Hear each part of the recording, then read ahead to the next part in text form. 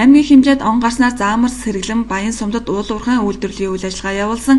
11 аж ахуйн нэгжид 310.45 га талбай техникийн 171.6 га талбайд биологийн нөхөн сэргээлт хийж аймгийн комист хүлээлгэн өгсөн дүнэлт гаргуулжээ. Уулуурхайн нөхөн сэргээлтийн өссөн дүнгээр 3312.4 га талбайд техникийн 1615.5 га талбайд биологийн нөхөн сэргээлт хийгээд байна. Нийт 6 аж ахуйн нэгжээр цаашид 221.5 км стандартын шаардлага нийцсэн сайжруулсан зам тавилгаар төлөвлөлт ажиллаж байгаа юм байна.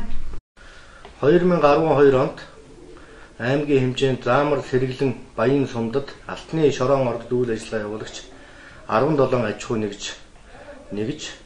310.45 га техникийн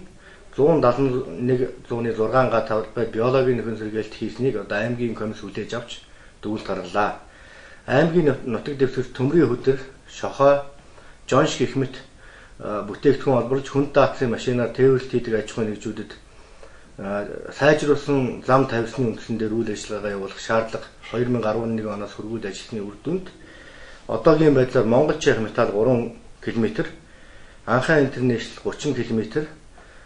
Тэнхүн компани 7.5 км зам тавьсан ийм ажлын явцтай байна. Аймгийн байгаль орчин аялал жуулчлалын газар Монголын байгаль орчны нэрний зөвлөл Өндөр хаан Тэрэд компанитай гурвалсан гэрээ байгуулсны үндсэн дээр мэргэжлийн эрх бүхий байгууллага Заамар сумыг төмсдийн багийн нутагт хууль бусаар албарлагдаж нөхөн сэргээлт хийгдээгүй 40.49 га газарт 740 орчим сая төгрөгийн экологийн хохирол учруулсныг тогтоосны үндсэн дээр цагдаагийн байгууллагад нэхэмжлэлт гарган шалгуулж байна.